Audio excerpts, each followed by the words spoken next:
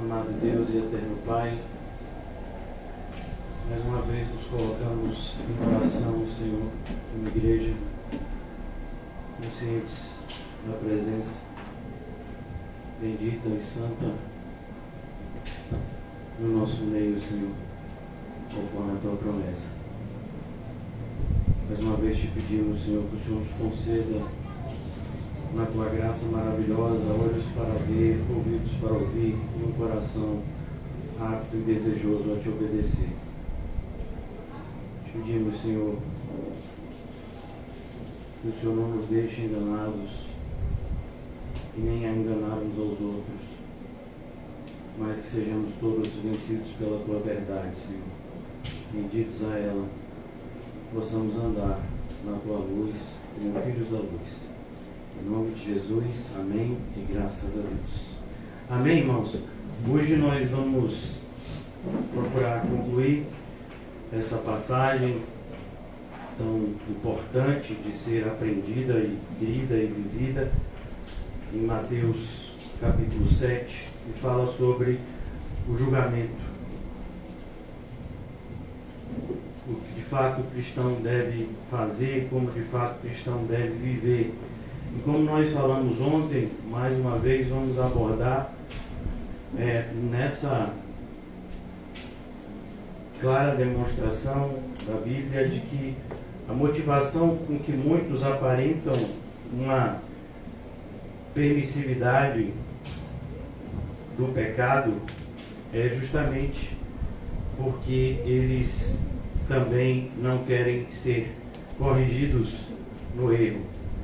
E o título da mensagem de hoje faz uma referência a uma lição importante que está aqui no texto de Mateus 7, dos versículos 1 ao 5, e que muitas vezes sequer percebemos a lição, que é aprendendo a tirar a trave dos olhos. Então, quando nós meditamos aqui, e vou fazer a leitura do texto para que os irmãos possam compreender: não julgueis para que não sejais julgados, pois com o critério com que julgares, sereis julgados, e com a medida com que tiveres medido, vos medirão também. Por que vês tu o argueiro no olho do teu irmão, porém não reparas na trave que está no teu próprio? Ou como dirás a teu irmão: deixa-me tirar o argueiro do teu olho, quando tens a trave no teu? Hipócrita, tira primeiro a trave do teu olho, e então verás claramente para tirar o argueiro do olho de teu irmão. Então perceba a ordenança de Jesus: tira primeiro a trave do teu olho. Parece que essa lição tem sido esquecida.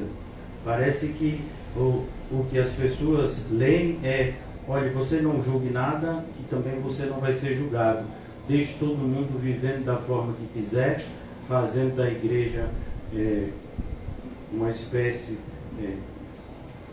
de centro de anarquia, onde as pessoas não têm qualquer tipo de respeito e reverência, vivendo e fazendo o que bem querem e entendem, e assim também vocês serão salvos. Não, a Bíblia não está dizendo isso. A Bíblia está dizendo que nós devemos sim julgar, mas o que a Bíblia condena e sempre condenou é a hipocrisia, é esse julgamento de conveniência, quando nós somos extremamente duros em algumas situações com determinadas pessoas, porque não temos afetos naturais, e somos extremamente permissivas com outras que de repente, por alguma conveniência momentânea, a permissividade possa nos trazer algum tipo de benefício.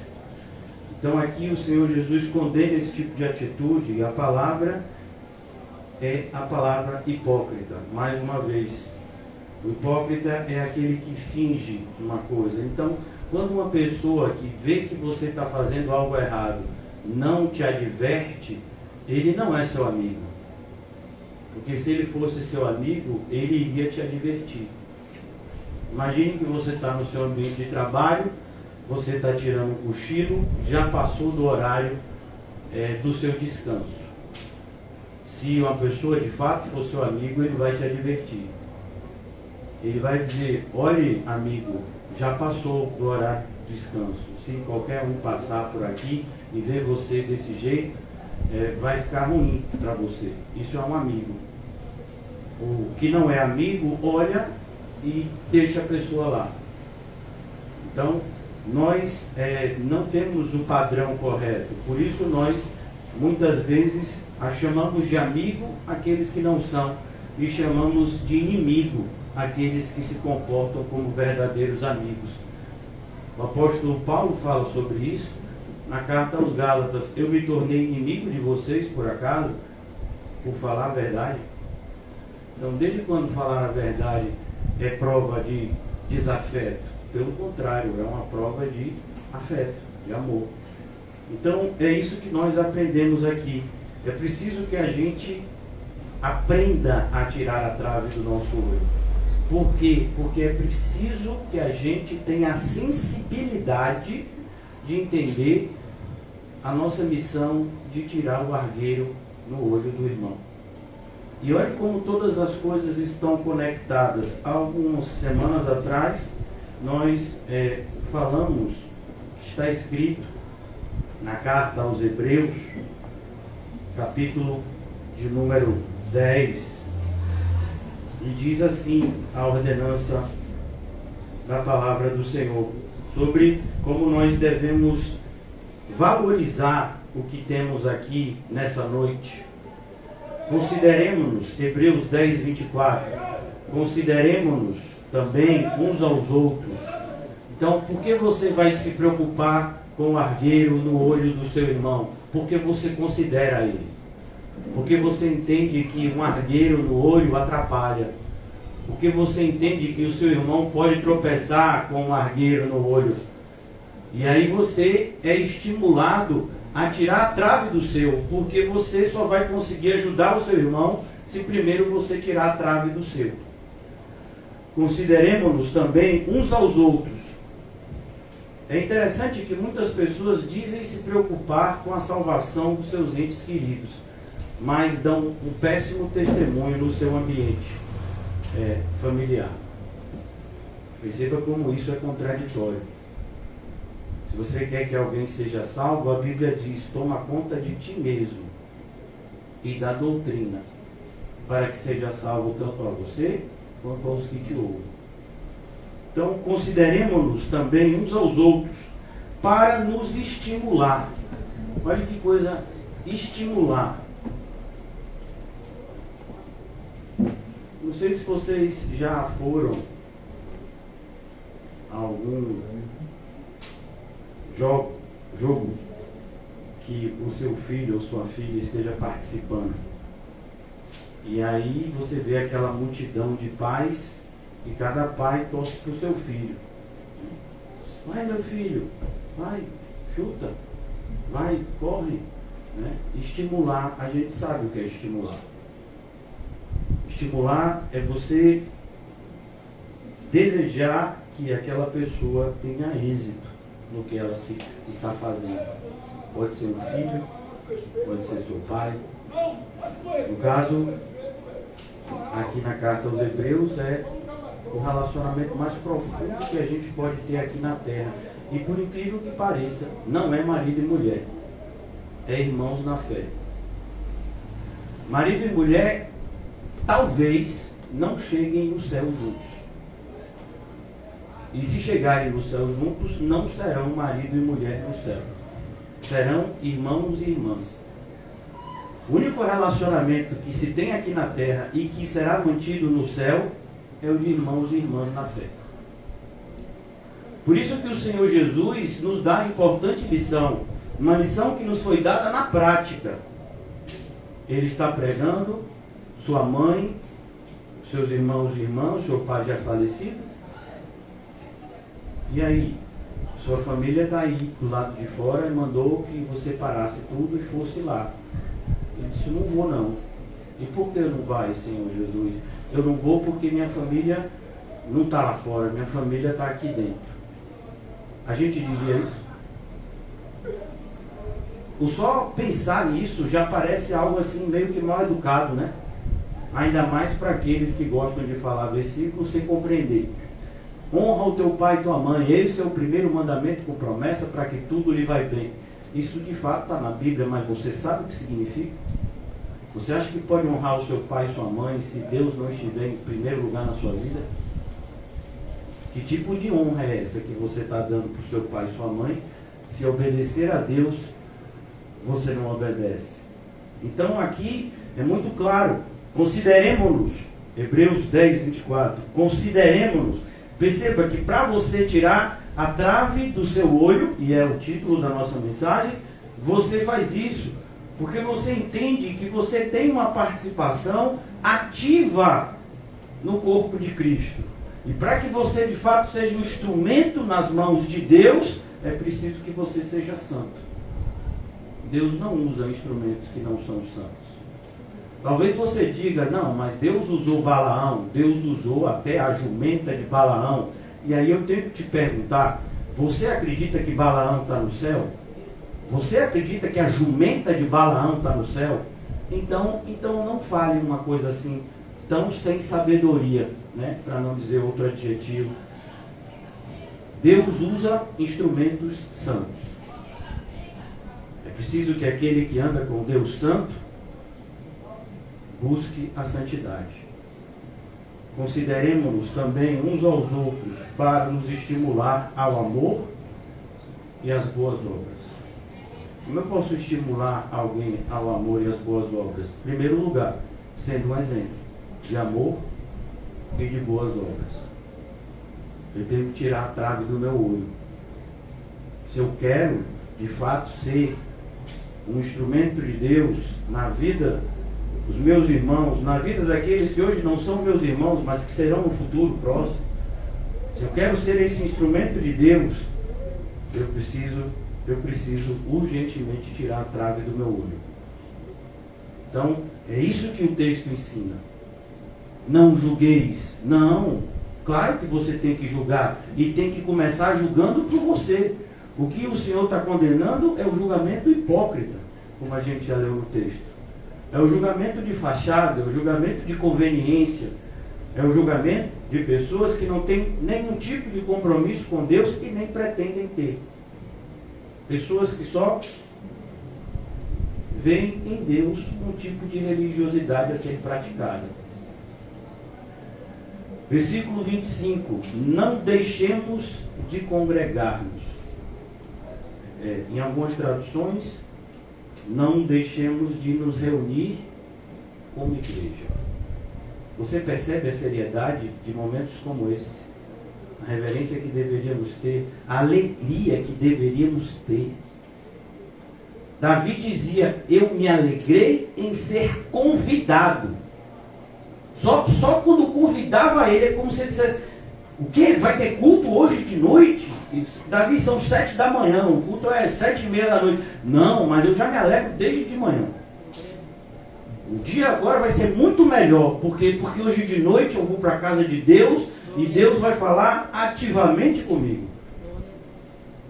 Depois a gente não sabe por que Davi era tratado por Deus da forma como era tratado. Davi era sincero, e a sinceridade e a hipocrisia são opostos. Deixemos de congregar, não deixemos de congregar-nos, como é costume de alguns. Perceba que esse texto tem mais de 1900 anos, quase 2000 anos. Já era a época, já naquela época a pessoa dizia que nada, para que igreja, eu vou ficar na minha casa, eu já sei tudo que eu tinha que saber, qualquer coisa eu pego uma carta de Paulo aí emprestado, dou uma lida aqui e dou meu jeito. Não preciso ficar seguindo homens, quem sou eu? Eu não vou seguir ninguém, eu sou um filho de Deus especial, eu e Deus é só a gente, não quero mais ninguém participando desse tipo de relacionamento, é só eu e Deus, acabou. Pois é, Deus não aprova esse relacionamento. Inclusive ele diz que é uma das evidências que você é dele, é quando você ama estar com aqueles que também dele são, os seus irmãos. Não deixemos de congregar-nos, como é costume de alguns. Preste atenção, não é deixar de vir à igreja. Porque quem vai à igreja é o religioso. O verdadeiro cristão, ele não vai à igreja, ele é igreja. Ele não veio aqui essa noite, ele sempre esteve aqui. Hoje o corpo veio também, mas o nosso espírito sempre vai estar unido aonde estivermos, porque somos igreja. Não deixemos de congregar-nos, como é costume de alguns. Mais uma vez, não é ir, não é vir, né? É ser. Façamos, e como nós provamos que de fato congregamos e não apenas vamos à igreja, aqui é ativo. Façamos admoestações. E admoestações inclui julgamento, exortação, estímulo também. Mas como eu vou admoestar alguém se não julgueis? Claro que você julga.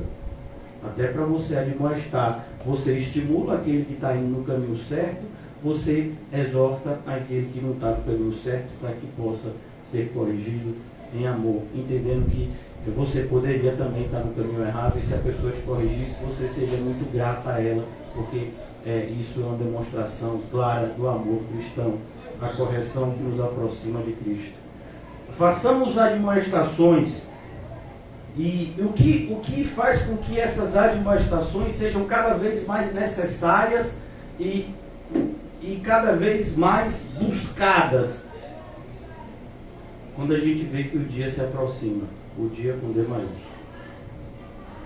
Sabemos que daqui a pouco nós temos uma reunião. Com quem? Com Deus.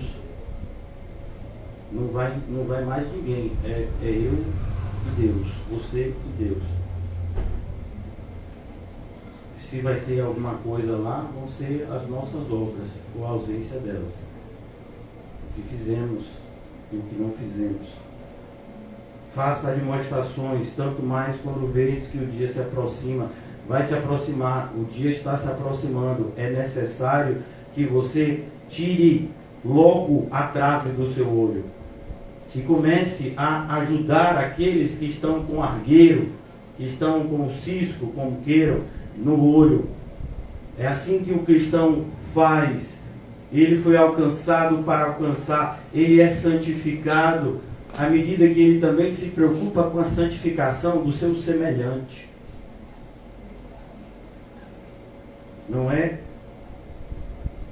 Não devemos jamais nos contentar com o cristianismo egoísta. Por quê? Porque cristianismo egoísta não existe.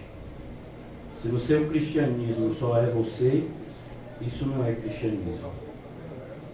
Isso é egocentrismo. Use as palavras corretas, te ajuda muito na sua vida quando você dá aos bois um nome. Pecado é pecado. Não, aqui não é pecado, é só uma pequena falha, foi só um deslize, não é pecado. E todo pecado tem que ser tratado com a seriedade que merece. Então, voltando para o nosso texto, para que a gente possa então dar início ao nosso exame ocular. Não julgueis para que não sejais julgados, pois com o critério com que julgardes, sereis julgados, com a medida com que tiverdes medido, vos medirão também. Perceba que o julgamento, a medida, ela é inevitável, todos seremos julgados.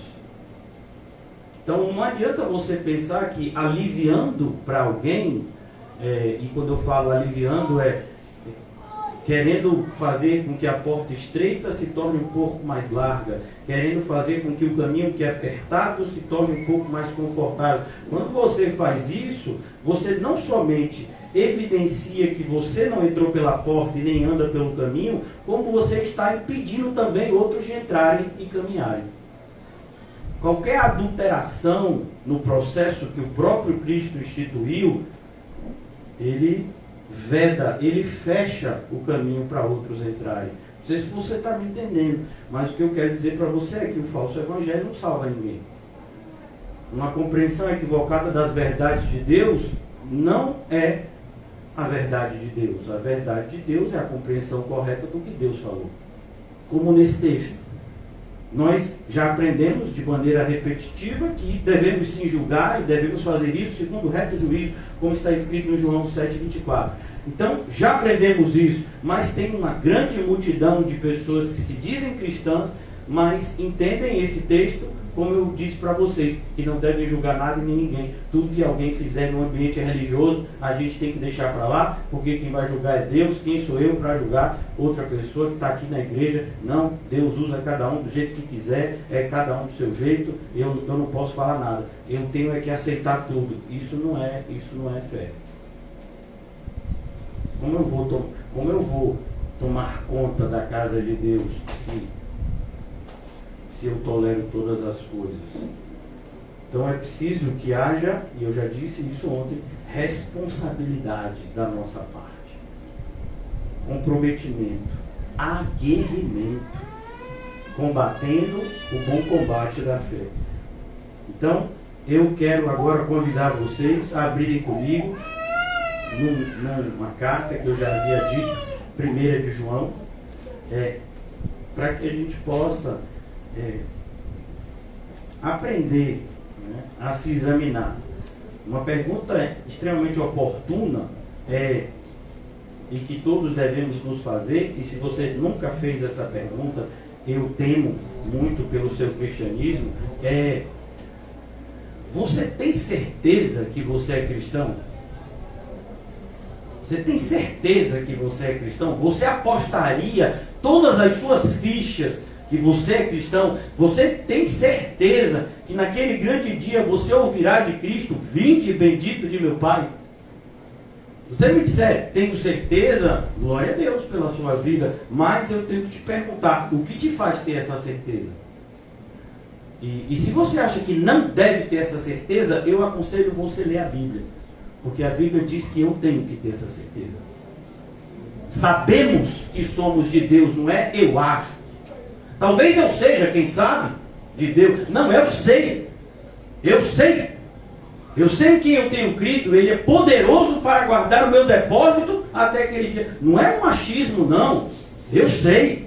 Mas por que o apóstolo Paulo e tantos outros que viveram no passado tinham essa certeza? Porque eles levavam a palavra de Deus a sério.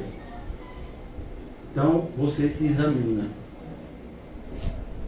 Como, por exemplo, como é que você tem certeza que uma pessoa que está dormindo não está morta, só está dormindo?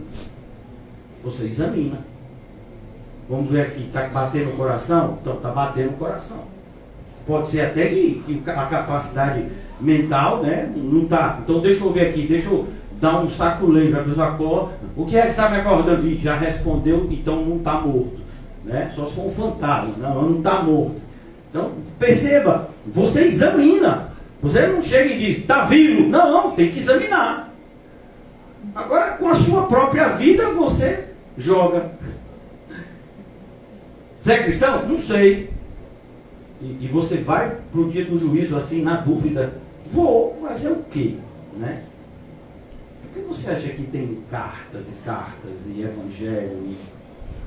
Será que é para a gente permanecer na dúvida? Será que é isso que é ser cristão? Será que essa é a humildade? Né? Eu sou tão humilde que eu nem sei se eu vou para o céu. Eu sou muito humilde e eu não posso dizer que eu tenho certeza que eu vou para o céu, porque isso seria muito orgulho da minha parte. Não vejo a Bíblia ensinando que isso é orgulho. Pelo contrário, eu vejo a Bíblia dizendo que isso é fé. Mas, como eu já ensinei aqui, e a Bíblia ensinou também, fé não é no que a gente quer acreditar, é no que está escrito. Fé é algo que pode sim e deve ser analisado com cuidado. Eu conversava com o irmão Mateus, voltando para casa, e a gente falava justamente sobre essa interpretação que pessoas do mundo secularizado têm do cristão. Parece que o cristão é aquele que, pelo fato de não ter inteligência, né, de não ter intelectualidade para se destacar em determinados segmentos do mundo, ele abraça esse livro aqui, que é para aquele pessoal assim que não conseguiu ter sucesso em nada, aí pega esse livro aqui e dá glória a Deus e aleluia. Pois é, se você pegar a história da humanidade, você vai ver que os principais pensadores eram cristãos. O cristão não é aquele que sabe menos, pelo contrário, é aquele que sabe mais. Por isso a responsabilidade é maior. O não cristão, ele só vê a aparência. O cristão não, ele vê as duas coisas, por isso a responsabilidade é maior. O não cristão, ele só pode julgar segundo a aparência. O não cristão só pode julgar segundo a aparência. O cristão não pode julgar segundo a aparência. Ele tem que julgar segundo o reto juízo de Deus. Olha a diferença. Então, cuidado. Cuidado, muito cuidado. Então, aqui em 1 de João, existem algumas importantes lições acerca de como nós devemos tirar a trave do nosso olho, como nós devemos nos limpar, né? Pois a Bíblia diz que o limpo, limpe-se mais ainda. Como nós devemos limpar, né, a nossa vista para que possamos enxergar claramente, enxergando claramente, possamos ajudar aqueles que estão ao nosso redor. Capítulo 1 de 1 de João, os versículos são de 4 a 7. E o apóstolo João nos ensina assim. Versículo 4, 1 de João, capítulo 1, versículo 4. Estas coisas, pois, vos escrevemos para que a nossa alegria seja completa. Olha que coisa, é o apóstolo João, ele escreve e ele diz, eu estou escrevendo para que a nossa alegria seja completa. Que alegria ele está falando? A alegria de um crente que sabe que tem crente no mundo. Sabe quando as pessoas dizem crente é tudo hipócrita? Eu levanto a mão e digo, não, eu conheço gente que é crente que não é hipócrita. Se você quiser, pode ir lá, onde a gente congrega, você vai ver algumas pessoas. Não são muitos, né? Não, muitos não são, nunca foram, mas existem, sempre existirão. Deus, em todas as épocas, sempre reservou para si 7.000 joelhos que não se dobraram e jamais se dobrarão a Baal. Sabemos que isso é um exemplo, né? E esse número não é um número fechado, mas é a ideia de que Deus tem um povo que é seu, e esse povo que é dele tem características que ele mesmo determina que identificam o seu povo. Ora, a mensagem, versículo 5, 1 de João 1, 5. Ora, a mensagem que da parte dele temos ouvido, quem é ele aqui? Dele, só para você entender, Cristo. Temos ouvido e vos anunciamos esta. Olha que coisa, não é qualquer mensagem. Não é o que você quiser dizer. Não é esta. Deus é luz. E a ideia de luz você já sabe. Luz é aquilo que traz conhecimento. É aquilo que revela o que está oculto. Como eu dei um exemplo ontem. Você chega num lugar que está tudo escuro. Você não sabe enxergar. Você não consegue discernir os objetos que estão dentro de determinado local. Alguém bota o dedo, acende o interruptor, liga-se a luz. E aí você começa a ver os objetos claramente. Será que aqueles objetos surgiram quando você ligou a luz? Não, eles já estavam lá. Mas foi por meio da luz que você agora consegue enxergá-los claramente. Isso é luz. Então é assim que aprendemos sobre a luz. A luz mostra o que está lá e o que as trevas tentam esconder. Não há nele treva nenhuma. Não há treva, não há. E não há por quê? Porque o cristão anda na luz. Se dissermos, preste atenção, se dissermos que mantemos comunhão com ele, ele aqui é Cristo. Se dissermos que temos comunhão com Cristo e andarmos nas trevas, o que está acontecendo? Mentimos. Isso significa que a gente é mentiroso. Absurdo. Como você pode julgar e dizer que alguém é mentiroso? A Bíblia está dizendo, não sou eu. Mentimos. E não praticamos a verdade. Se porém andarmos na luz, como ele está na luz, Cristo está onde? Na luz. Mantemos comunhão com quem? Não aceito. Minha comunhão é só com Jesus. Não quero conta com. Não confio em homens. Eu também não. Mas eu confio que Cristo usa homens e mulheres imperfeitos. Ele faz isso já há 2000 anos. Né? E graças a Deus. Amamos os irmãos, cuidamos uns dos outros como verdadeira família na fé que somos. Se dissermos que não temos pecado nenhum, versículo 7, se porém andarmos na luz, como Ele está na luz, mantemos comunhão uns com os outros. E o sangue de Jesus, o sangue. Cuidado, porque a ideia aqui é mostrar que Jesus, para te salvar, foi condenado. Para nos dar vida, teve que ser morto. Cuidado quando você tentar baratear o evangelho que custou tanto. Custou o Filho de Deus. Custou o sangue precioso do Filho de Deus. Cuidado quando você tenta baratear a graça. Dizendo que obedecendo 3, 4 coisinhas, você automaticamente está no céu. Não, não é assim. A porta é estreita, o caminho apertado. São poucos que encontram a porta. Imagine andar pelo caminho. Concluindo, o sangue de Jesus, seu Filho, nos purifica. Ele faz o quê? Purifica. Então você diz que é cristão e continua vivendo imundo? Não, não pode. Porque se você é cristão, você foi purificado. E é interessante porque essa terminologia era a mesma adotada pelo leproso. Quando o leproso chega para Jesus e pede para que Jesus o cure, não diz, Jesus me cura da lepra. Não, Jesus me purifica. Isso, a lepra, muitas vezes é usado como analogia ao pecado que fica impregnado em nós. Purifica de todo o pecado. Então, esse é o primeiro ponto. Como é que eu sei que eu sou cristão?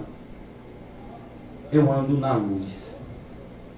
E o que significa andar na luz?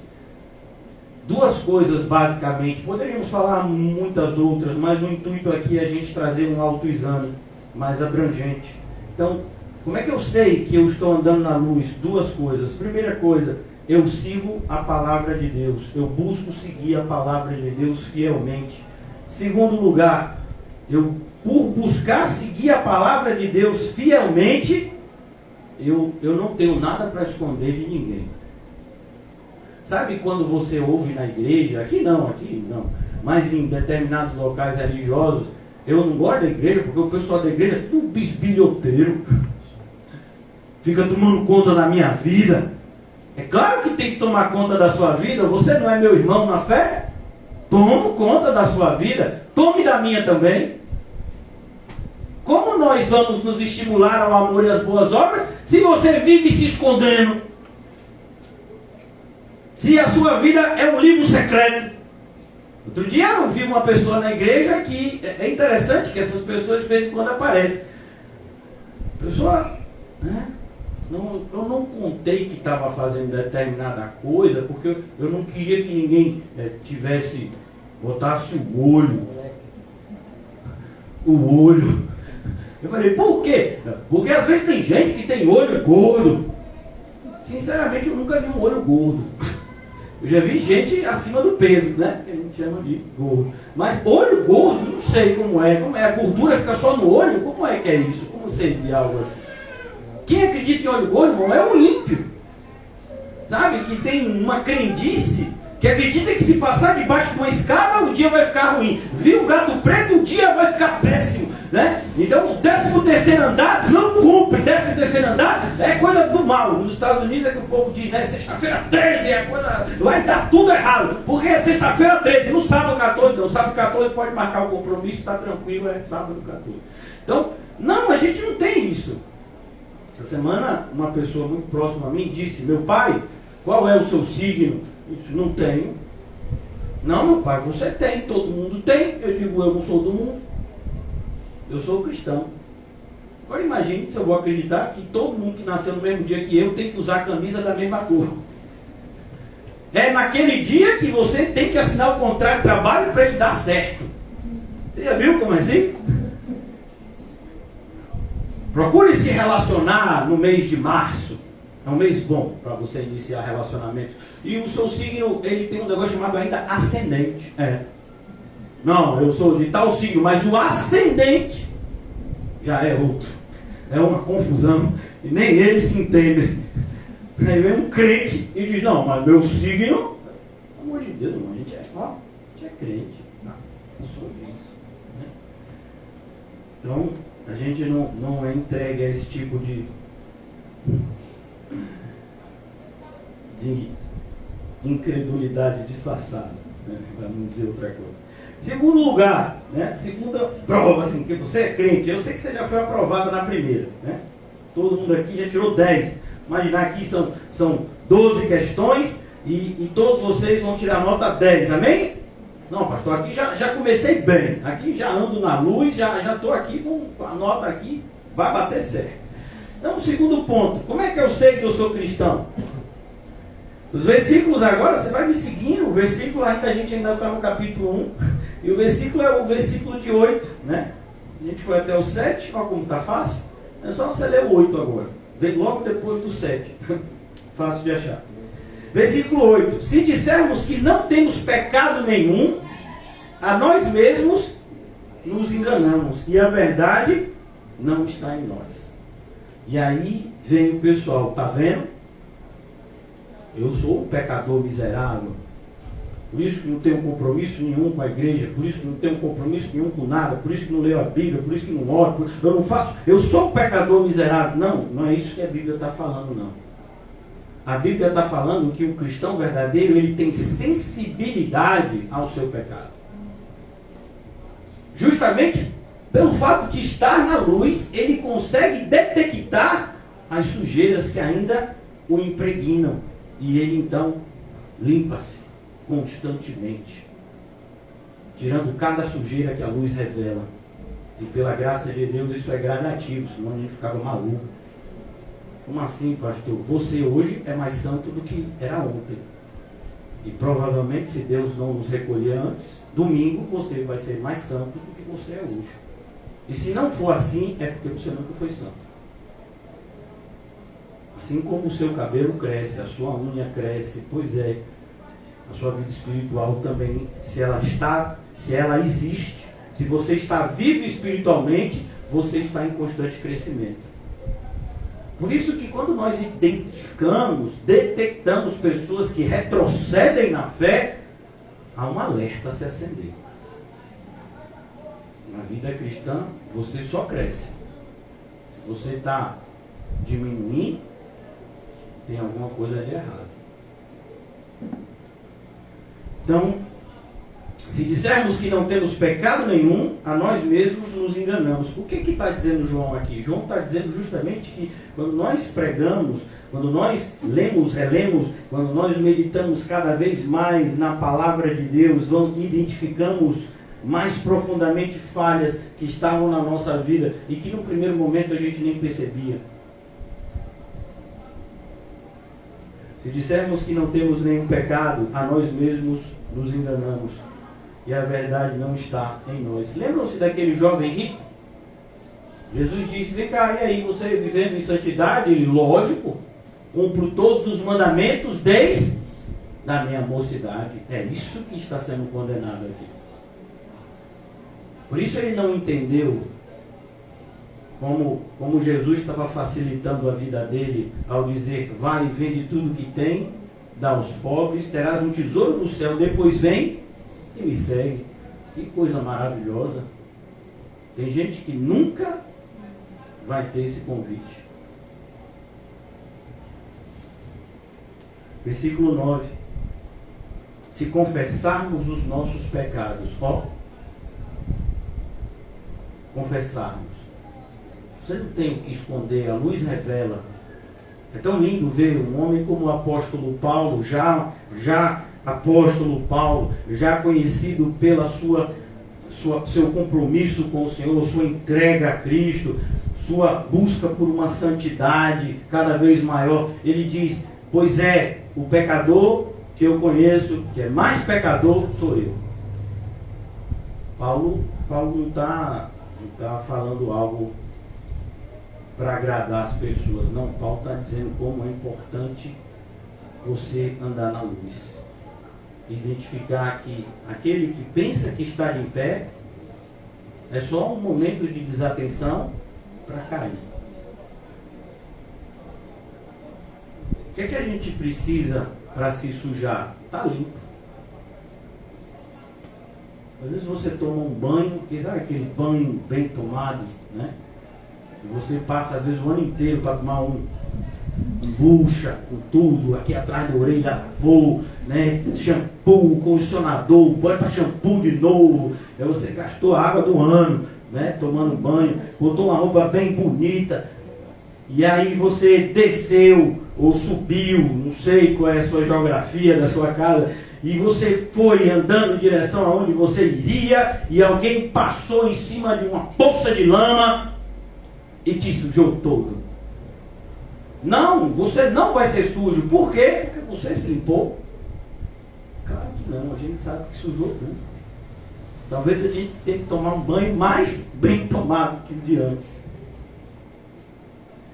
Então, é assim, o cristão entende a seriedade. Nós vivemos em um mundo onde o pecado nos arrodeia todos os lados.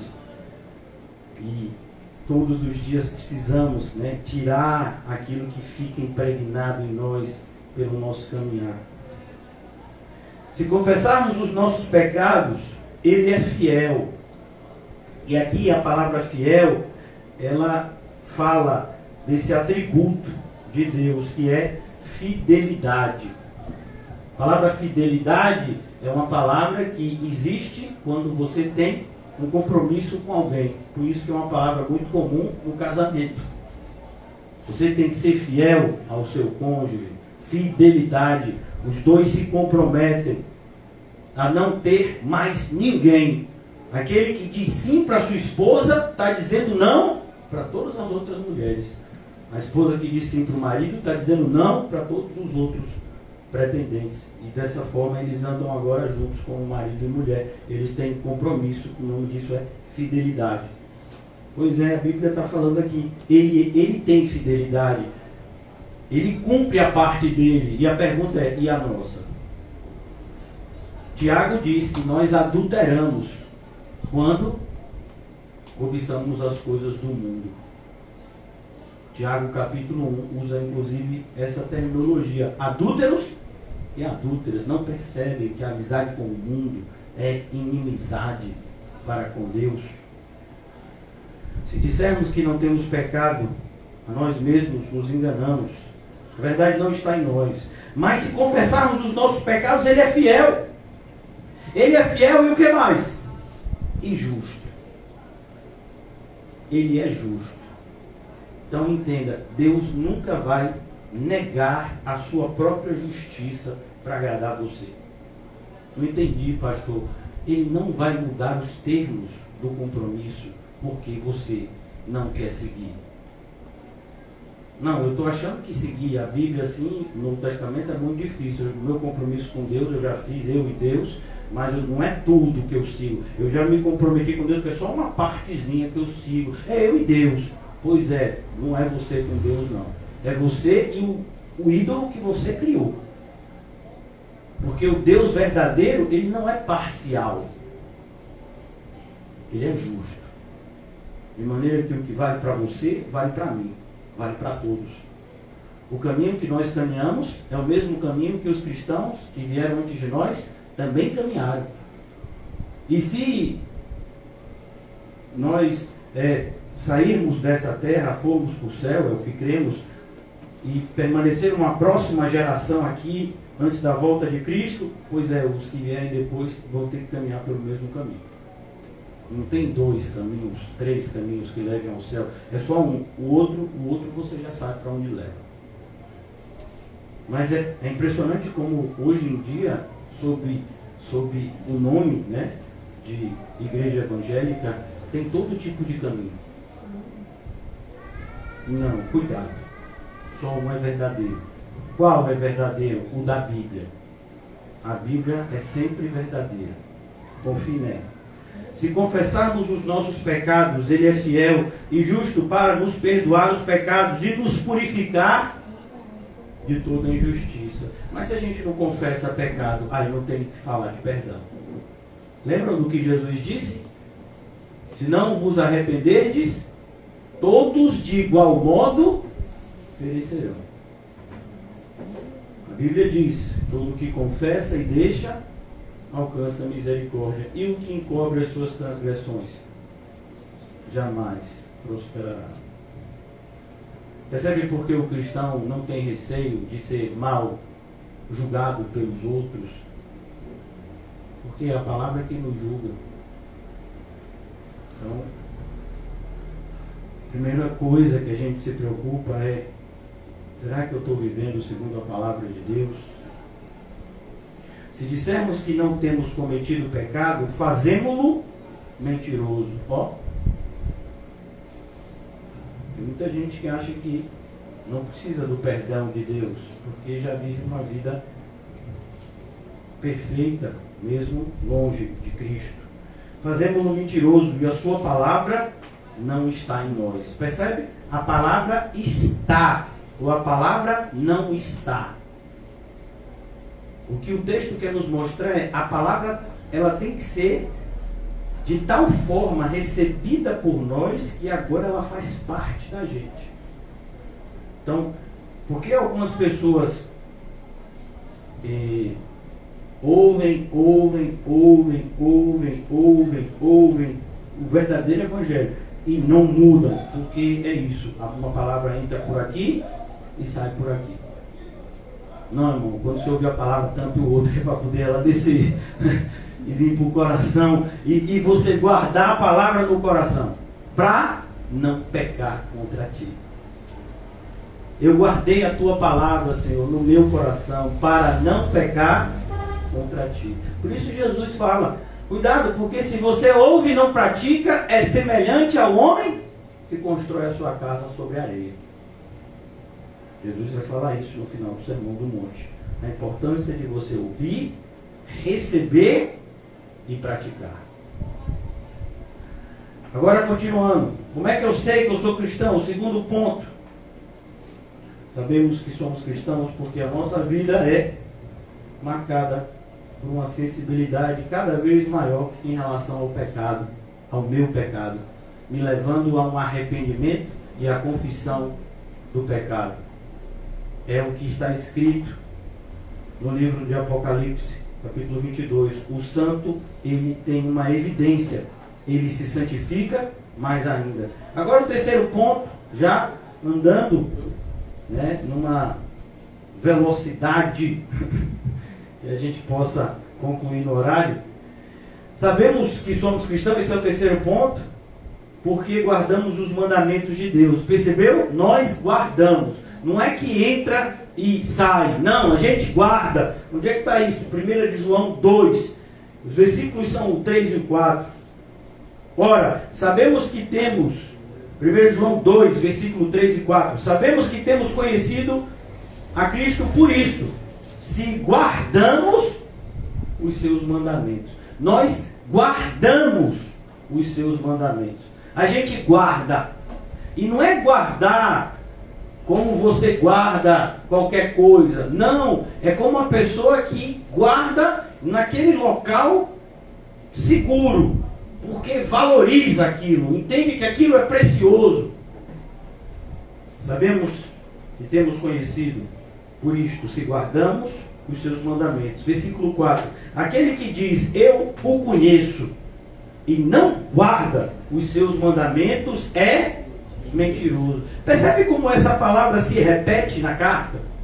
Porque o que João está fazendo, e João é chamado de um discípulo do amor, ó, é mostrar para aqueles cristãos daquela época e para nós que não adianta criar uma outra verdade, porque uma outra verdade não será verdade. A verdade é uma só. Não adianta você tentar criar a sua versão da verdade, porque não vai ser verdade. Ou é Bíblia, ou é bíblico, ou não é verdade. Aquele que diz, eu o conheço, eu tenho Cristo, eu sou de Cristo. Claro que eu sou cristão, eu sou cristão, eu falo. Então você tem que guardar os seus mandamentos. Mas a gente percebe que tem gente que nem sabe o que são mandamentos. E fora que tem aqui, não tem mais mandamento, agora é graça. E como assim graça? Graça é mais ou menos assim, é cada um fazendo o que quer, do jeito que quer, e no final, Jesus batendo palmo para todo mundo e gostando de tudo que estão fazendo, por pior que seja. Sabe quando a pessoa diz, o que importa é o coração. Jesus sabe que lá no fundo, eu quero obedecê-lo. Ô irmão, é sério. Cuidado com esse tipo de palavreado, com esse tipo de expressão, porque a gente não demonstra amor por Jesus, a gente não tem amor por Jesus. O perigo é às vezes a gente demonstrar uma coisa que não temos. Mas é impossível você ter amor por Jesus e não conseguir demonstrar. Como assim, pastor? É impossível esconder uma cidade que está em cima de uma montanha. Que marca a cidade, de noite se acendem luzes. De longe, a pessoa vê, ali tem uma cidade. Por conta da condição geográfica da cidade, ela está em cima da montanha, é a própria cidade de Jerusalém, ela ficava em cima de um monte. Né? Então, você via de longe, está chegando em Jerusalém, principalmente se você estivesse andando, estivesse de noite, você via lá de longe aquela monte de luz, ali tem uma cidade. Quem já andou, né, de noite nas estradas sabe. Às vezes você está andando pela estrada, está um breu danado, você só enxerga aquele asfalto ali, de repente você vê lá embaixo um pontinho de luz, e aquele pontinho de luz já se multiplica, já são outros pontinhos de luz, já estou chegando perto de uma cidade. Não tem como esconder uma cidade, porque de noite se acendem as luzes. Assim é um cristão, não tem como se esconder que você é cristão, você é cristão. A sua fala vai te denunciar, não foi isso? Pedro, a sua fala te denuncia. Você está até querendo se esconder. Não dá para se esconder. Sabendo que você tem com Jesus. Foi o seu modo de falar. Ó. Então o cristão, ele não se esconde. Ele sabe que é cristão.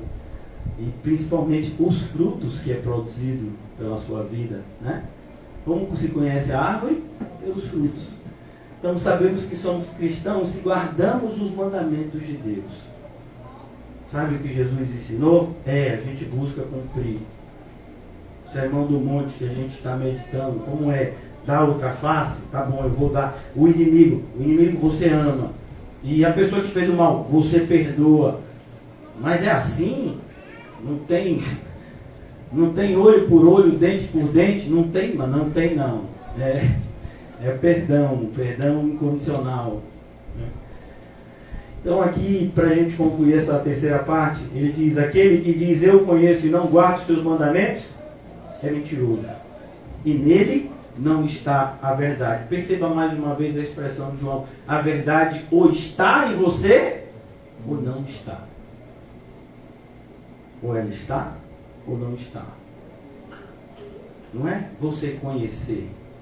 Porque tem pessoas que intelectualmente, né, sabem o que está escrito no texto, mas aquele conhecimento meramente intelectual não traz nenhum tipo de transformação à vida.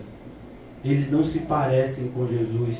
Eles podem até citar e às vezes ensinar trechos inteiros de textos que Jesus falou, mas eles não parecem com Jesus. Isso fica claro. Como eu disse a você, quem é luz é luz. E se não é luz, só tem uma opção. É treva. Não tem meio termo. Não tem meia luz. Não tem. Terceiro ponto, não, é o quarto. Vocês estão acompanhando, então, gente? Eu estou acompanhando e estou no horário também acompanhando. Você ainda está no quarto, o senhor já antecipou que são 12, já me preocupei aqui. Fique despreocupado, vai dar tempo. Né? Então, quarto ponto, está nos versículos 5 a 6 desse mesmo capítulo 2 de João. Sabemos que somos cristãos, se andamos, olha como ficou fácil, se andamos Como é, gente? Se andamos conforme ele andou. Não ficou fácil? Versículos 5 e 6. Aquele, entretanto, que guarda a sua palavra, nele verdadeiramente tem sido aperfeiçoado o amor de Deus. Sabe aquele pessoal que às vezes está na igreja que diz, eu amo, mas aqui ninguém ama. Todo mundo aqui, que igreja é essa aqui? Essa igreja, eu não tenho dúvida da igreja de Éfeso. Todo mundo aqui já perdeu o primeiro amor, menos eu. E você está onde? Não sei. Só não estou lá, porque lá é Éfeso. Cuidado. Porque Éfeso, o pessoal foi salvo. O próprio apóstolo João é da igreja de Éfeso, é pastor de lá. Timóteo foi pastor de lá, né? Cuidado quando você fala da igreja de Éfeso. Cuidado quando você também falar que você é o que você não é. Amor a gente não prova se distanciando das pessoas. Amor a gente prova convivendo com as pessoas. Sabe, na Idade Média foi quando surgiram os primeiros monastérios e conventos. E o pessoal que estava estudando a Bíblia, eles começaram a entender assim, o mundo está muito corrompido, se a gente ficar nas cidades, a gente também vai se corromper. Então a gente vai fazer uma fortaleza e a gente vai ficar vivendo lá dentro, só entre nós, e a gente vai se ver livre da corrupção do mundo. Foi aí que surgiram os primeiros monastérios. E não foi isso que Jesus ensinou. O que Jesus ensinou foi o contrário disso. Ele disse, saiam pelo mundo afora, pregando o Evangelho a toda criatura. Mas, Senhor, como é que eu vou pregar o Evangelho? Eu vou me sentir tentado, Senhor. Eu sei. Pois é. Lute. Mas eu vou me relacionar com essas pessoas que não valem nada. Pois é, você também não. Não, eu valho muito. Eu fui salvo pelo Senhor. Pois é, você vale porque eu te salvei, então comece a fazer o que eu mando. Para você não perder o referencial. Então a gente percebe que tem pessoas que se acham tão especiais, que não se contaminariam vindo a esse culto. Não se relacionariam com você nem comigo, porque somos carnais demais para determinados padrões de espiritualidade. Você percebe que eu estou falando de forma sarcástica mesmo, né? Porque a pessoa que pensa isso, ela nem sabe o que é espiritualidade. A gente percebe como, para algumas pessoas, o evangelismo é o fato de você falar alguma coisa de Jesus para alguém. Não, isso nunca foi evangelismo. O evangelismo é pregar o evangelho. Pregar o evangelho de tal forma que a pessoa que ouve o que você fala, veja o evangelho em você. É por isso que o evangelho não está na boca, está onde? No pé. As sandálias da preparação do evangelho da paz. E diz também que quem prega o evangelho, a boca é bonita, a língua é linda. Não, são os pés que são formosos. Por que isso? Está aqui. Versículo 6. Aquele que diz que permanece nele, esse também deve andar como ele andou. Você pisa onde ele pisou. Você vai aonde ele foi. Você faz o que ele também fez. Você não vai onde ele não foi. Você não faz o que ele não fez. Porque ele é o seu referencial. E preste atenção, ele é o seu único referencial. Por isso que o apóstolo Paulo, quando fala com Timóteo, ele diz, olha, sede meus imitadores.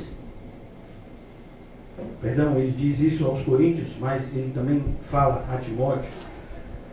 Sede meus imitadores, como eu sou de Cristo.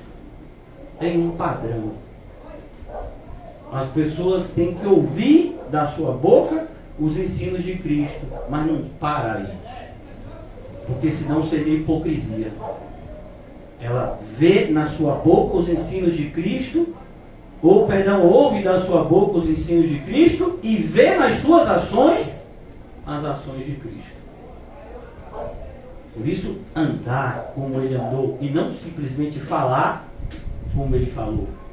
Talvez no nosso modo de pensar fosse mais lógico. Não é pregar o evangelho, eu vou lá e falo. Mas se não for para viver, se você não estiver vivendo, nem fale.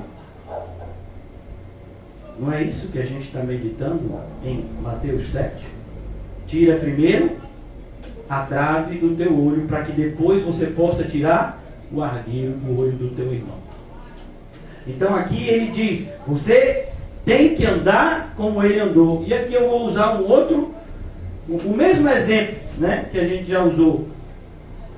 Pessoas que têm dificuldade de entender que é necessário dar prioridade à família da fé. Sabe o que a gente leu em Gálatas?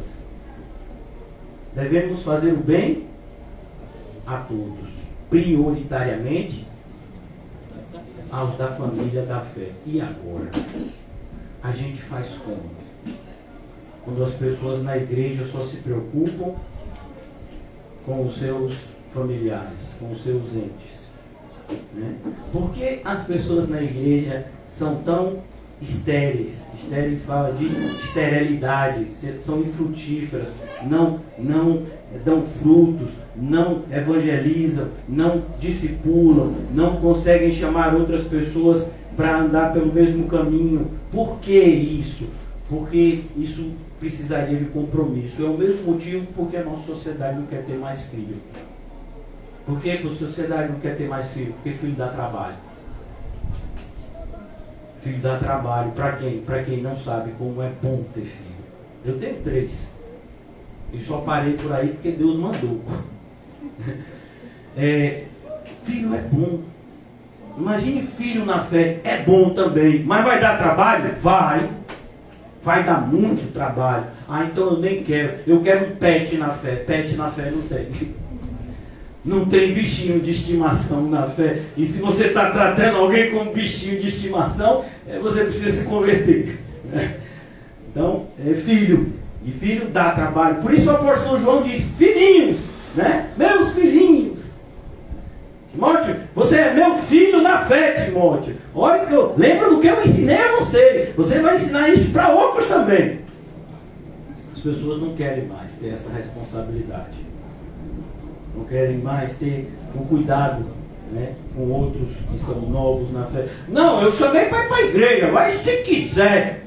Foi. E quer aprender mais. Já entreguei para o pastor, já dei até o número dele. O pastor pode ligar para ele a qualquer hora, incomoda mesmo, mas eu nem me incomodo e já cumpri minha parte. Uma pessoa uma vez fez isso mesmo. Na boca do rio, a pessoa disse, pastor, já trouxe para cá, agora é seu, receba! Não ensina assim a Bíblia, não. As mulheres, elas ensinam outras mulheres, elas cuidam de outras mulheres mais novas na fé. E a fé vai crescendo, a alegria vai aumentando. É tão bom. Quem já foi para uma festa numa casa de família grande, não é bom, irmão? Né? Alegria. Bom que tenha muita comida, né? Porque vai evitar confusão. Então, é alegria. Festa no céu quando o pecador se arrepende. Mais um se arrependeu. Festa no céu. Maravilha. Mas e agora? E agora tem que cuidar. Sabe, eu acho interessante, tive 3 filhos no mesmo hospital. O hospital que os meus filhos nasceram, no andar da maternidade, era o mesmo, a maternidade tinha uma conexão com a lanchonete restaurante. De maneira que a lanchonete restaurante ficava aqui, maternidade, onde se fazia o quarto ficava mais ou menos aqui, e tinha um vidro que ficava tampado com uma espécie de cortina, né? Para os parentes que estavam esperando o nascimento do bebê, né? Aquela cortina saía e assim que o bebê era tirado do ventre da mamãe, aí mostrava aquele menininho assim para os parentes, eles se alegravam, né? É interessante como a gente percebe que isso é celebração da hipocrisia. Por quê? Porque depois todo mundo vai voltar para casa e é o pai e a mãe que se vire, né? Sabe, já aqui comi o bolo, já participei, agora é vocês aí que cuidem. Isso não é família. Família não é assim. Família é todo mundo cuidando um do outro. Então, percebe como a gente está andando numa direção perigosa nos nossos dias? As pessoas não têm qualquer tipo de relacionamento familiar com os irmãos na fé. Então, como chamamos uns aos outros de irmãos na fé? Se a gente não tem esse elo de ligação de irmão. A ponto de quando você se diz pai na fé de alguém, a pessoa que absurdo. Mas se acha esse homem? Não! Isso não é para eu me achar, não. Isso é uma responsabilidade que me foi imposta. Assim como eu digo que eu sou pastor. Não, tá vendo? Ele está dizendo que é pastor, que é para mandar, ditador. Não. É uma missão que me foi dada. Se você tem essa missão também, abrace. Maravilha. Mas a gente vive num mundo assim, onde não é só difícil você andar na luz. Você precisa entender que quando você anda na luz, você se torna um alvo dos que na luz não andam e nem querem. E você sabe que quando a luz está em você, fica mais fácil acertar você, não é assim? Então, quando a polícia está atrás de pessoas, né, procuradas de noite, o helicóptero vem e ele joga o quê embaixo? A luz, iluminar, para ver onde é que está, né? É você ali. E o helicóptero é o bandido, é o diabo. Pegar ele, é o crente. Não, mas tem outros que se dizem que não, os outros não podem deixar para lá, é tudo falso, é aquele ali, ó. Pega! É onde a luz está refletindo, pega lá! Por isso que as pessoas preferem andar nas trevas. Se sentem mais seguras. É bom que ninguém me acerta a pedrada. Ninguém vai dizer nada de mim, porque se disser alguma coisa de mim, eu já digo logo, não me julguei! Só Deus pode me julgar. Eu sei, e você não tem medo? Porque Ele já nos deu os termos do julgamento. É como, por exemplo, quando você vai num tribunal de justiça, você cometeu algum ato ilícito, né, ou dizem que você cometeu, o juiz, ele não é livre para te julgar segundo o entendimento dele. Não, ele tem uma liberdade, mas ele tem que aplicar o código. Existem leis que foram feitas, está lá no código, se for o caso, né, um exemplo, o Código Penal. Então, vai dizer que você roubou alguma coisa, você tem que ter subtraído alguma coisa. Não, ele roubou, ele roubou os sonhos de alguém. Isso não é crime. Roubar sonho, né? Só se o sonho for o da padaria, dependendo da quantidade que você roubou, né? Então, cuidado. Porque quando diz Deus vai te julgar, não é Deus vai te julgar de qualquer jeito. Não, Deus é justo, a gente já viu. E Ele deu os termos do julgamento. Nós temos as leis.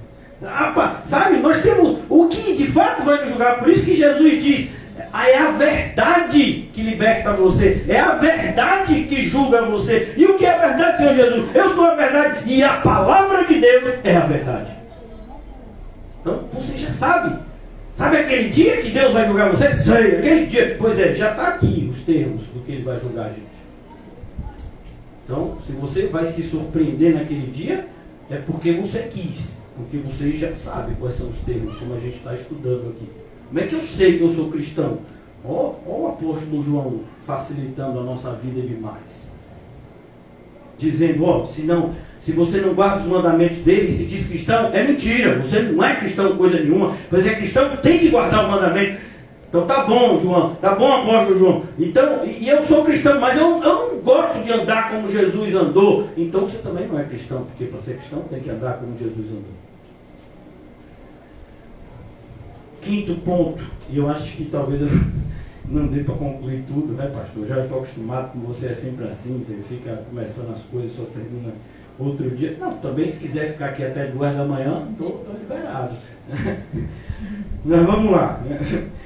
Versículo 7 a 11. Sabemos que somos cristãos e aqui é onde todo mundo vai tirar 10. Amém?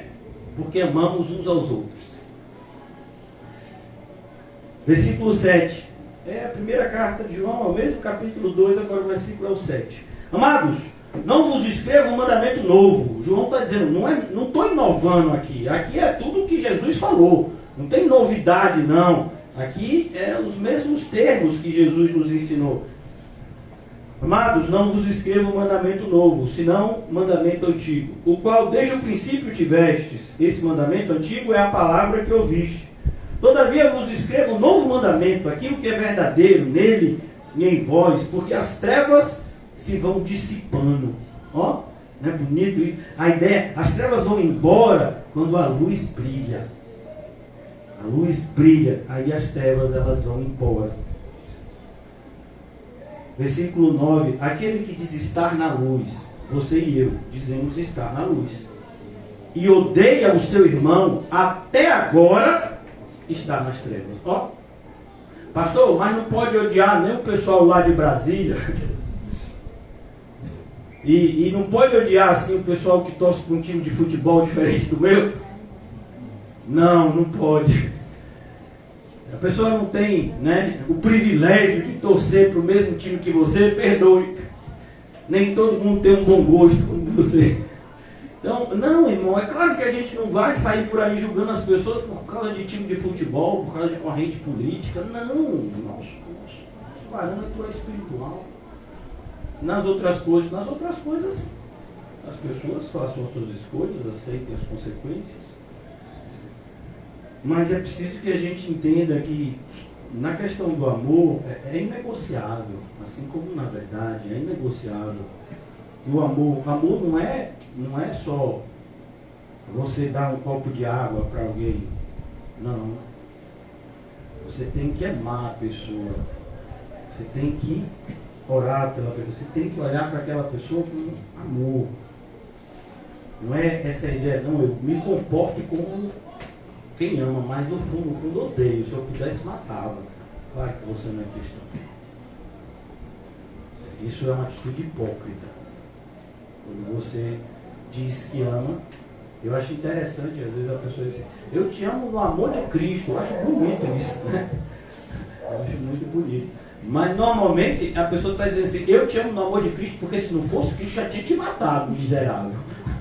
Não, mas as coisas que você me diz, que absurdo, te amo no amor de Cristo, viu? Ah, se não for Cristo, te pego.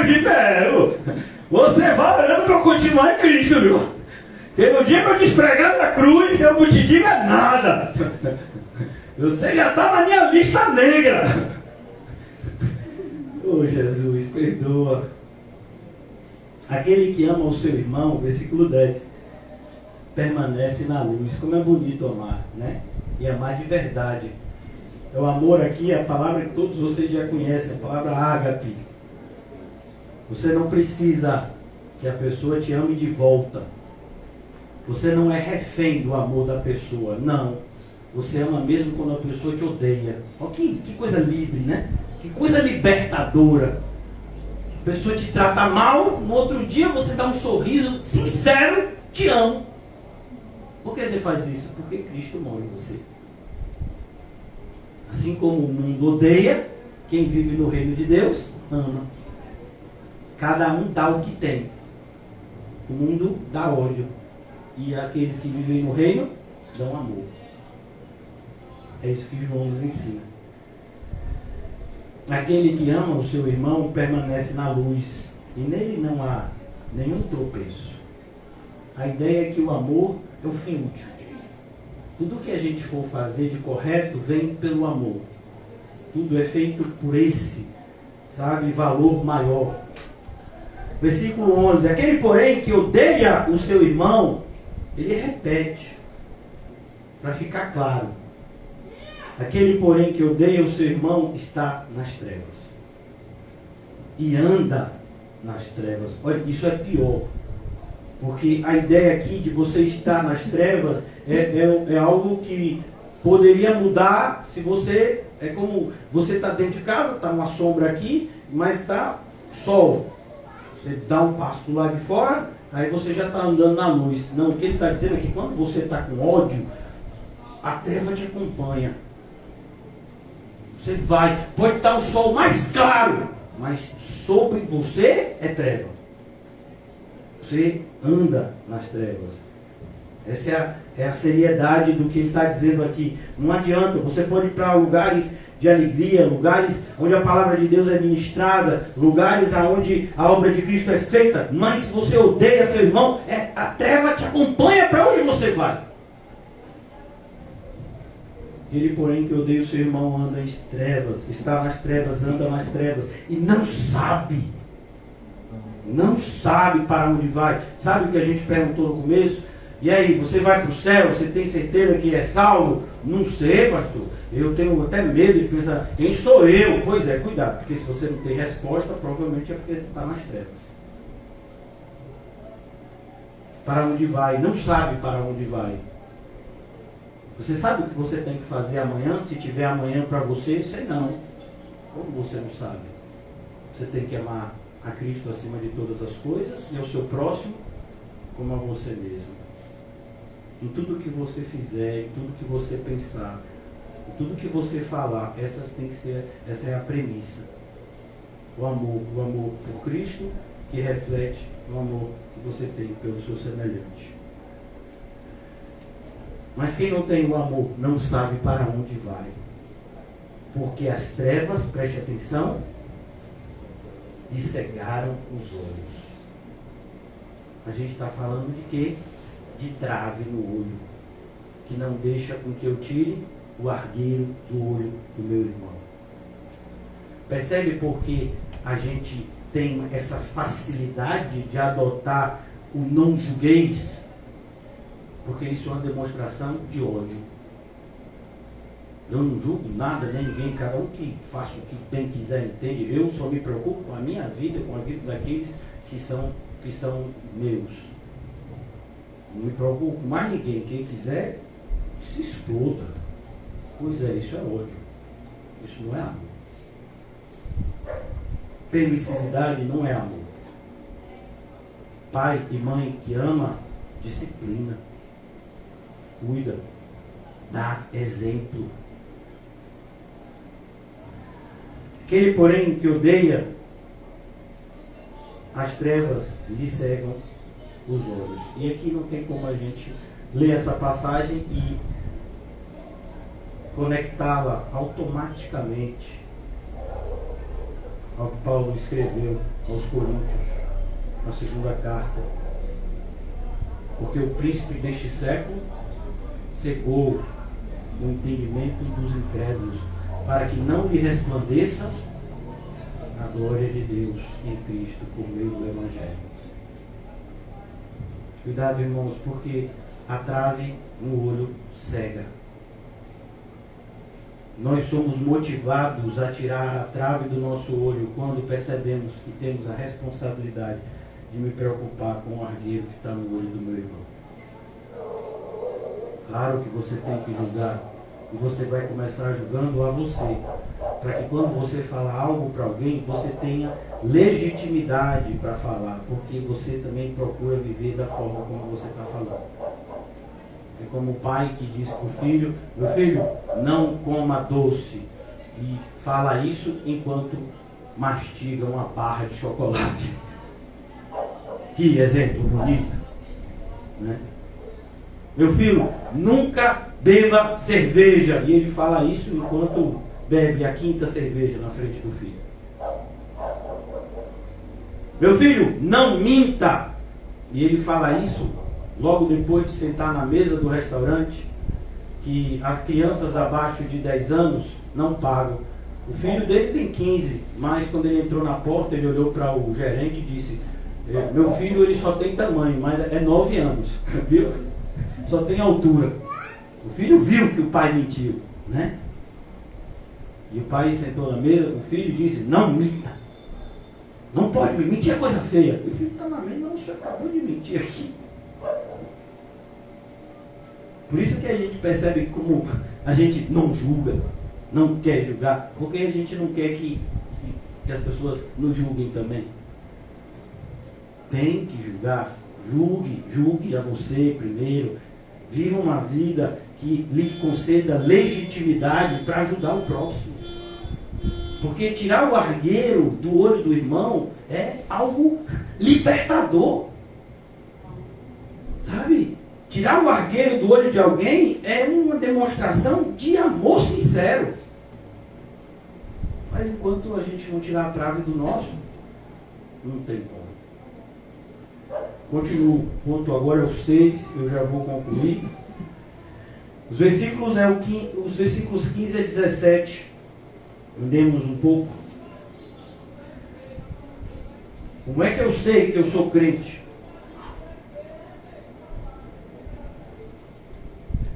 Eu sei que eu sou crente porque o mundo me seduz cada vez menos. Preste atenção. Ele me seduz cada vez menos. Pastor, eu não concordo. O mundo não me seduz. Mentiroso. Já lembrou? Se você for mentir, cuidado, porque Deus sabe. É claro que o mundo nos seduz. Você vai comprar um colchão. Você vai comprar um colchão, você chega na loja de colchão. Aqui tem os representantes da loja de colchão. E você chega lá e diz: olha, moço, senhora, tem que ser o pior colchão de todos. Eu, quando vinha para cá, eu pensava: vocês têm algum com prego?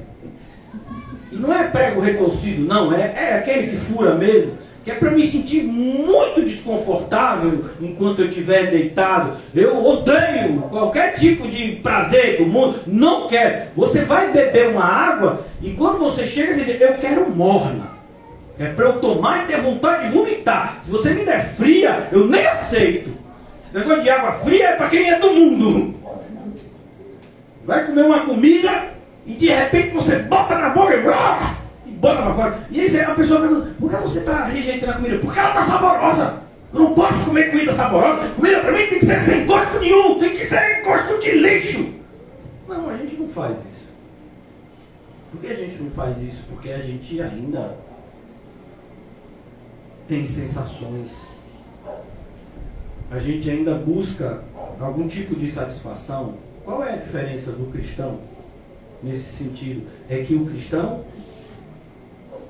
ele vai comprar o colchão. Vai. Não precisa ser o pior. Não precisa ser o melhor. É aquele que Deus providenciar para ele. E ele vai ser grato. E a comida também. Se for uma bem saborosa, ele dá graças. E se for uma que não é muito saborosa, dá graças também. Ele se veste de uma maneira apresentável. Mas e se a roupa estiver meio gasta? Só tem aquela. É aquela mesma e é graças a Deus. E a gente agradece porque sabe que tudo aqui é transitório. A saúde dele está bem. Acabou de fazer o check-up. Ele agradece a Deus. A saúde dele vai muito mal. Acabou de fazer o check-up. Ele também agradece a Deus do mesmo jeito. O mundo nos seduz cada vez menos. Isso é um cristão. Versículo 15, 1 João 2, 15. Não ameis o mundo, nem as coisas que há no mundo. Percebeu? Isso é o cristão. Sabe, quando você tem filhos, é muito perigoso ter filhos. Porque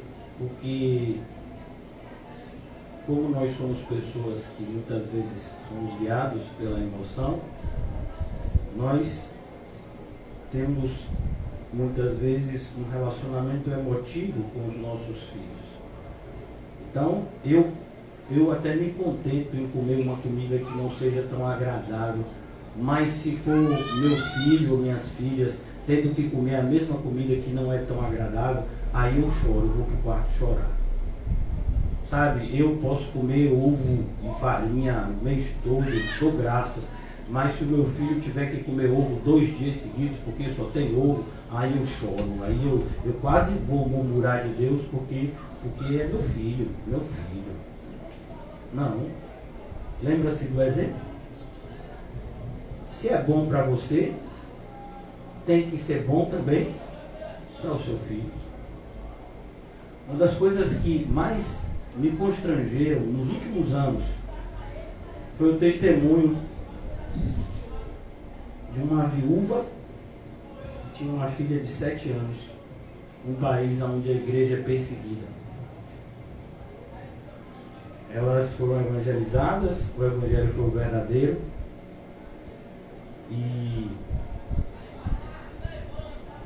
pouco tempo depois elas foram perseguidas, quase morreram. O testemunho dessa mãe ensinaram para mim e para minha filha de 7 anos. E quando a gente ama a Cristo, as pessoas aqui vão nos odiar e às vezes até tentar nos matar, mas se a gente morrer aqui, a gente vai para o céu.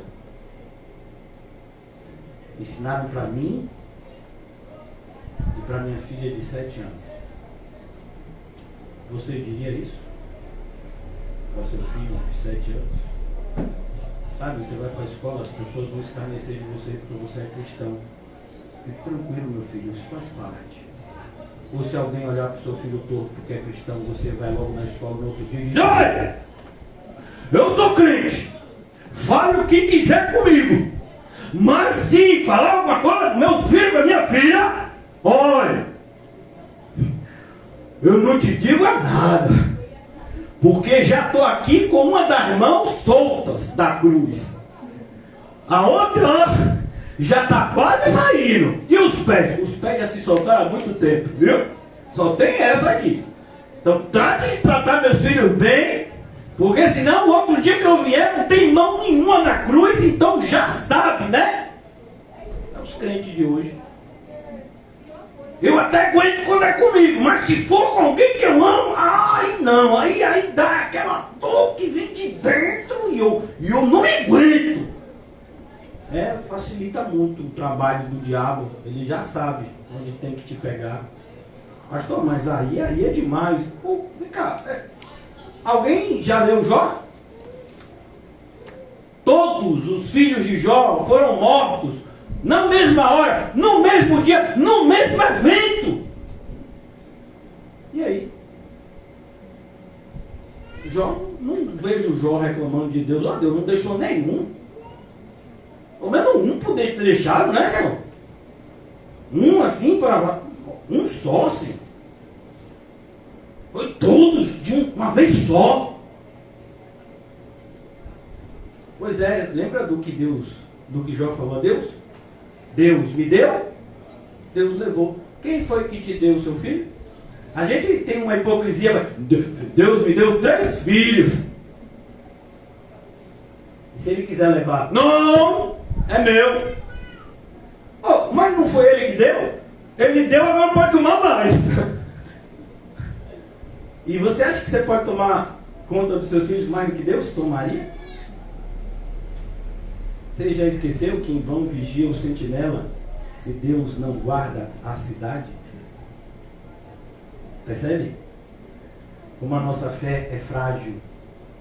Como a gente diz coisas e na hora de praticar é tão difícil. E muitas vezes, não querendo praticar essas coisas que julgamos difíceis, o que é que a gente faz? A gente dá uma apagadinha assim, né? E muda, né? Os termos. Não faça isso. Não faça. Não ameis o mundo, nem as coisas que há no mundo. Aí você olha para a igreja. Eu vou concluir aqui hoje, se Deus permitir. Sexta-feira a gente vai concluir esse sermão. E aí a gente volta para o 7. E aí a gente conclui Mateus. E aí a gente volta para Atos. A gente ainda está em Atos, pastor. Pois é, aqui é só um parêntese. Rapaz, que parêntese grande, pai. Pois é, mano. Estudar a Bíblia é nesse jeito, né? Nesses termos. A gente ainda está estudando Atos. E aqui tudo é um parêntese na conversão para o eunuco. Que parêntese, tem uns 4 meses esse parêntese. Rapaz, é muito parêntese, viu? Meu filho, o negócio é assim. Não ameis o mundo, nem as coisas que há no mundo. Se alguém amar o mundo, preste bastante atenção. O amor do Pai não está nele. Aqui eu já vou concluir, né? E o que eu quero te dizer é que há uma probabilidade enorme da gente ser um Demas. E Demas independente de gênero, né? Masculino ou feminino. Demas é aquele que andou com Paulo e ele foi tão falso crente que conseguiu enganar até o apóstolo Paulo. E como é que a gente sabe que ele conseguiu enganar o apóstolo Paulo? Porque em 2 cartas o apóstolo Paulo escreveu e colocou Demas no mesmo patamar de cristão que Lucas, que escreve o Evangelho segundo Lucas e Atos. Está lá, Paulo vai ser morto e diz: ninguém está comigo a não ser Lucas. Segunda carta de Paulo a Timóteo. E Demas aparece como cooperador em 2 cartas, se não me engano, Colossenses e Filemão. Mas na última carta, segunda de Timóteo, Paulo tem que falar algo que dói muito. Muitas pessoas não entendem o que Paulo fala e para aliviar dizem: não, quem sabe Demas se arrependeu lá na frente, Demas só deu uma desviada. Não, Demas não deu uma desviada porque Demas nunca teve enviado. Ele só aparentou. Não, mas essa informação não está lá. Tá. Paulo disse: Demas, amando o mundo, me abandonou. Olha que coisa. Ele não falou que Demas abandonou a igreja, que Demas abandonou a Cristo, que Demas abandonou o Evangelho. Ele disse: Demas me abandonou. Está vendo aí? Demas é crente, só abandonou Paulo. Não, a gente não já falou que se a gente não ama o irmão, a gente é mentiroso? A gente já falou aqui. E agora a gente percebe o que Paulo diz: Demas me abandonou porque ele evidenciou que ele ama o mundo. E aquele que ama o mundo, o amor do Pai nunca esteve nele. Ele nunca foi regenerado, ele nunca foi crente, ele nunca foi convertido, mas ele aparentou tanto ser crente que o próprio apóstolo Paulo, cheio do Espírito Santo, chamou ele de crente durante um determinado tempo do trajeto. Olha o perigo do engano. Por isso, irmãos, é tão necessário a gente se examinar, a gente colocar no papel: deixa eu ver aqui se eu estou indo para o céu mesmo. E faça isso várias vezes. Quantas vezes? Várias vezes no mês, várias vezes. Por quê? Porque a gente já falou aqui, quem está de pé é só um passo falso para cair. E às vezes, para perceber que a gente está caído, demora. A gente cai e às vezes nem percebe que caiu, nem percebe que se desviou. Então, cuidado. Quem ama o mundo, o amor do Pai não está nele. O cristão, ele é aquele que cada dia que passa, esse mundo seduz menos. Um pastor que faleceu alguns anos atrás, ele já no final da sua vida, numa idade avançada, 80 e alguns anos, ele foi diagnosticado com câncer, fez tratamento, mas veio a falecer. E numa das últimas falas dele, ele falou algo que me impactou muito. Ele disse: eu sinto que eu estou desmamando do mundo. Que frase bonita, né? É que o mundo, ele vai tendo cada vez menos ingerência na nossa alegria. À medida que o nosso coração ele vai ficando nas coisas do alto, as coisas daqui de baixo, elas têm menos importância para a gente. Então, se uma pessoa fala mal de mim, não importa. Deus me ama, Jesus me ama. Já vi aqui, sou crente, né? Eu continuar vigiando para continuar sendo crente. Mas as pessoas estão metendo pau e só aumenta e não interessa. Você não se incomoda? Hoje muito menos do que há anos atrás. Porque o mundo vai menos na gente. Então, anos atrás, se faltasse alguma coisa, meu Deus, envia, Senhor, a provisão, Senhor, agora não tem mais. Mas por que? Está com menos fome? Não, tenho a mesma fome, mas é que hoje eu percebo que não preciso tanto do alimento. Só estar na presença de Cristo já me dá o vigor e a força, que antes eu achava que só comendo de 2 em 2 horas teria. Antes eu pensava que eu tinha que dormir 8 horas por noite. Agora se dormir 2, se dormir 4, se dormir 6, não estou tão preocupado. Mas dizem que se dormir menos a pele enruga, também não. Mas e a careca também não toma, não está assim mesmo. Então as coisas vão nos incomodando menos, sabe? O mundo vai tendo menos, né? Menos valor, as coisas do mundo vão importando cada vez menos, né? E o carro, não estou nem aí, só quero que leve para algum lugar. O preço da gasolina, também não vou fazer o quê, né? É isso aí, né?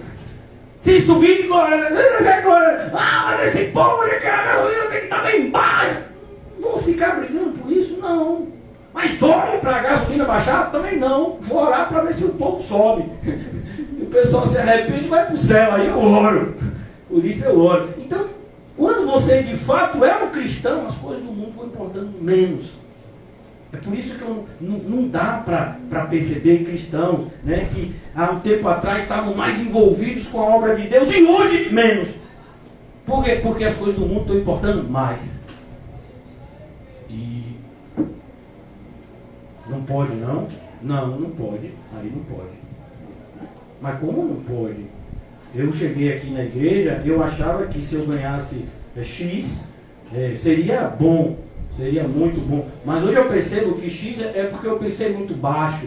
Agora só 5x, nem 2x, tem que ser 5x, porque eu percebo que o mundo ele me impõe determinado padrão, então eu tenho que ter um plano de saúde, eu tenho que ter isso, eu tenho que ter aquilo, tem que ter uma reservazinha, porque vai que acontece uma coisa, né, estranha ali na frente, tem que ter aquela reserva.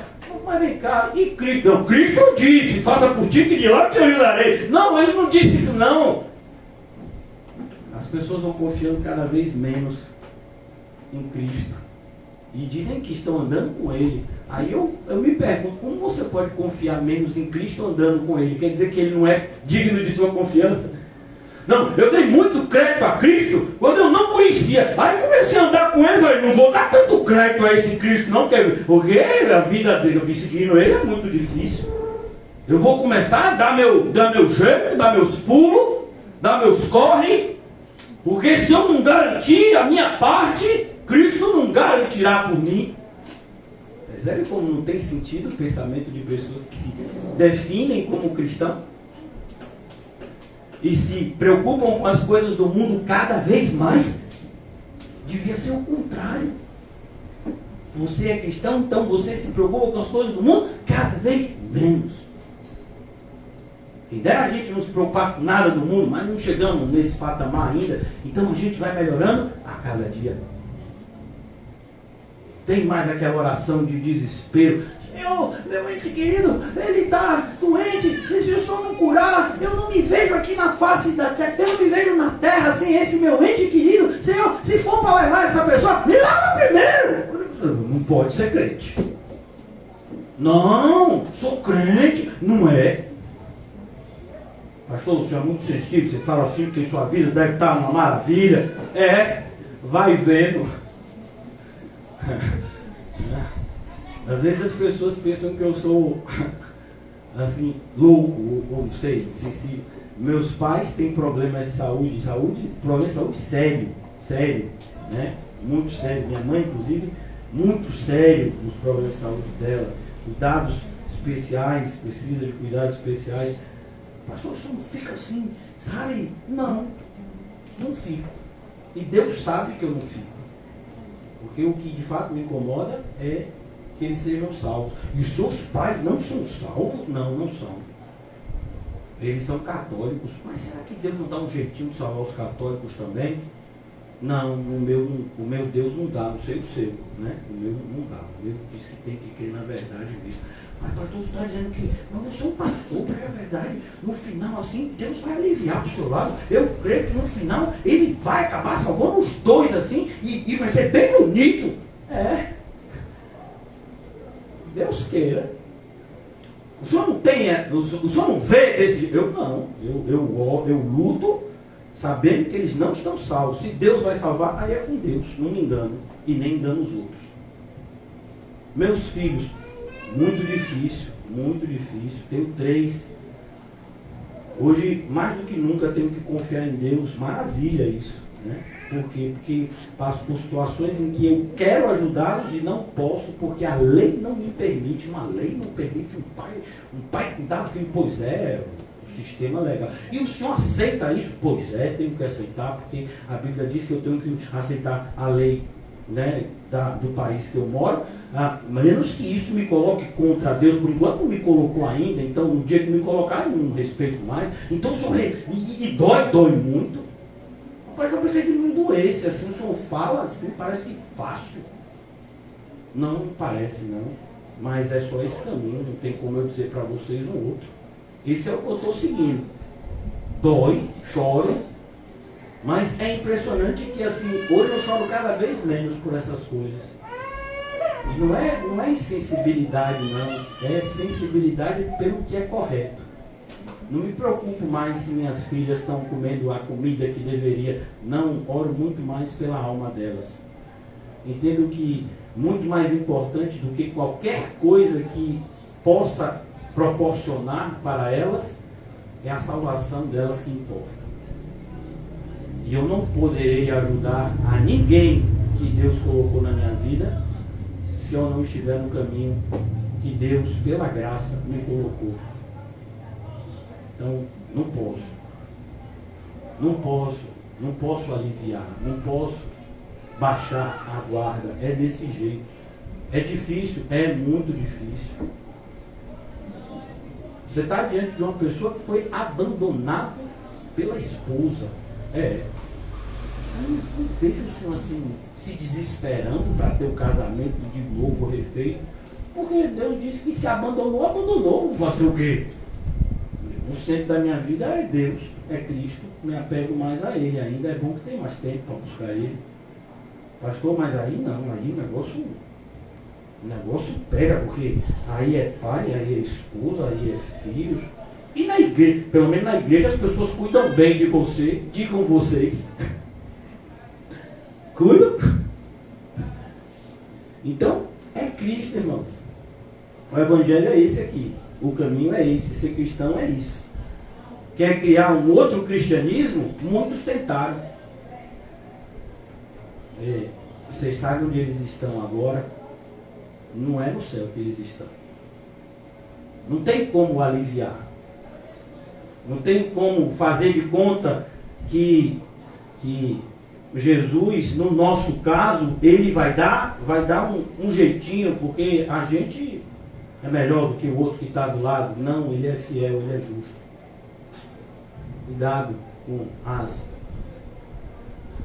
nossas justificativas que não nos justificam em nada. Um mau exemplo que nos é dado para ser desfeito dá trabalho. Qualquer dúvida, pergunte a Davi. Cuidado com a forma como você anda. Cuidado com as coisas que você fala. Sabe, hoje eu aprendi, há um tempo já, tenho aprendido a falar cada vez menos. Por quê? Não porque eu tenho medo do que as pessoas vão pensar do que eu falo. Não tenho não, porque eu tenho que falar, eu falo, vocês estão vendo aqui que eu falo. Mas a ideia é que você tem que falar com responsabilidade. Uma vez uma pessoa me disse um monte de coisa, eu esperei.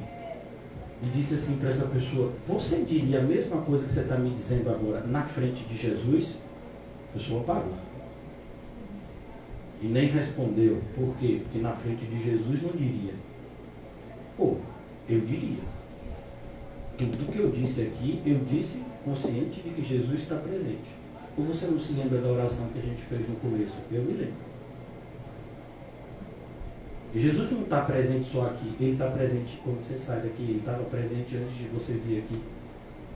Ele está sempre presente.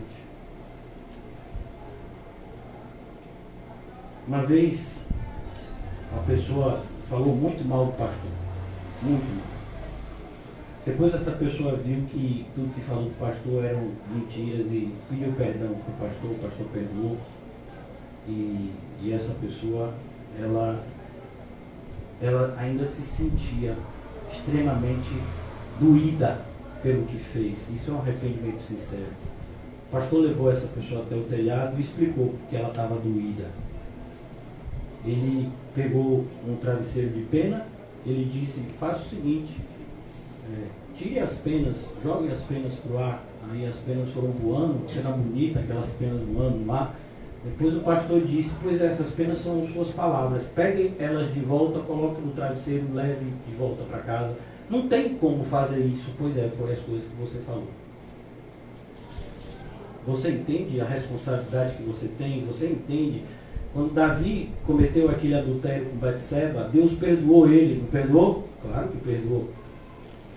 Mas isso deixou uma cicatriz em Davi. Isso deixou uma dor bendita, para que Davi nunca mais cometesse tal loucura. Isso é arrependimento sincero. É quando você percebe a seriedade das suas ações e das suas palavras. É quando você entende que você é um ser responsável. Tudo que você fizer, tudo que você não fizer, tudo que você falar, tudo que você não falar, naquele grande dia, será apresentado diante de você. Por isso é tão importante, como o próprio Senhor Jesus disse, fazer os cálculos. Para que a gente, começando uma construção, não tenha como terminá-la. Deixando uma construção pela metade. Não, faça os cálculos. Pastor, eu posso saber se eu sou crente? Você não pode, você deve. Não sei como uma pessoa consegue dormir à noite sem ter certeza absoluta que se morrer naquela noite vai para o céu. Para mim, só pensar isso é desespero. Por isso que quando algumas propostas chegam aos meus ouvidos, irmão, amigo, nem faça. Não, mas aí eu elevo os números. O problema não são os números. O problema é que seguir isso que você está me falando não tem preço. A paz que eu tenho com Deus não tem preço. A certeza de que se eu fechar os olhos eu vou para o céu não tem preço. Não tem preço. Por isso é tão importante, irmãos, que você entenda que aquele que te diz coisas como essa é a pessoa que mais te ama. Por isso que poucas pessoas vão dizer o que eu disse para vocês hoje. Porque o amor realmente é muito escasso no mundo que a gente vive.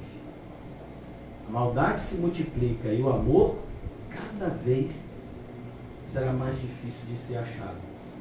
É o que Jesus disse como uma profecia dos últimos dias. O amor de quase todos se esfriará, mas aquele que perseverar até o fim, esse será salvo. Assim seja a nossa história. Vamos salvos. Oremos. Ó Senhor, é na Tua presença que estamos nessa noite, na Tua santa, bendita, preciosa, maravilhosa, incomparável presença. Ó Deus, que privilégio estar num lugar que a Tua mente e o Teu amor prepararam para nós, para a nossa santificação, a igreja. Tão simples, cadeiras, um telhado que muitas vezes molha, microfones que falham, mas Senhor, não é nada disso que nos importa, e o Senhor sabe. Nesse lugar de humildade visível, o Deus que para muitos é invisível, sempre aparece para nós. Fala conosco e nos guia. Ó Pai, como lhe somos gratos. Ajuda-nos, Senhor, a evidenciar essa gratidão por meio de ações e palavras que de fato testemunhem que nós te amamos. E só te amamos porque o Senhor nos amou primeiro. Mas te amamos, Senhor. E o Senhor sabe disso.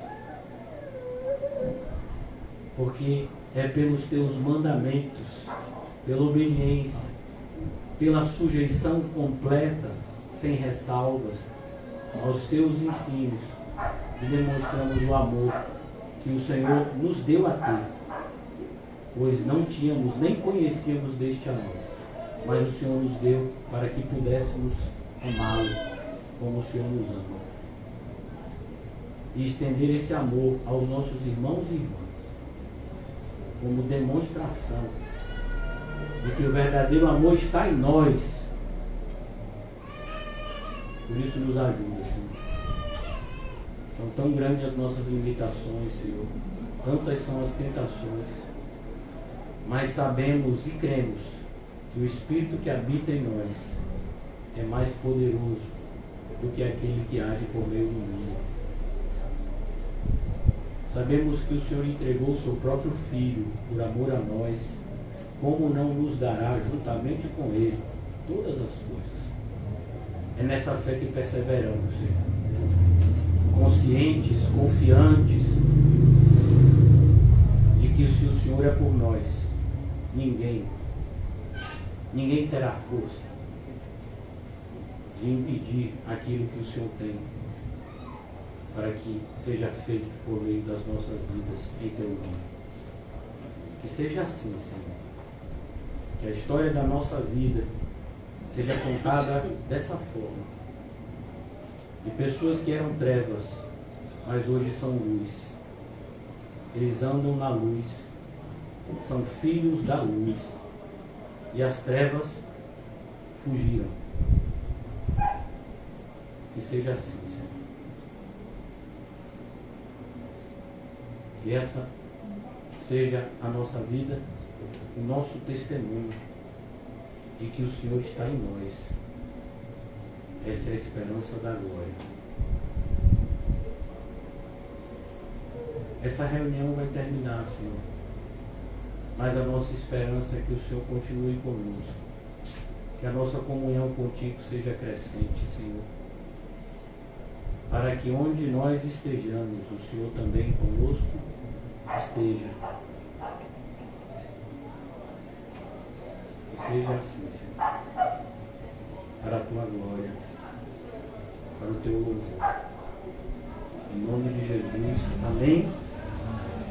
E graças a Deus. Saúdem-se com um cumprimento santo e vão para casa cheio de júbilo, porque até aqui nos ajudou o Senhor.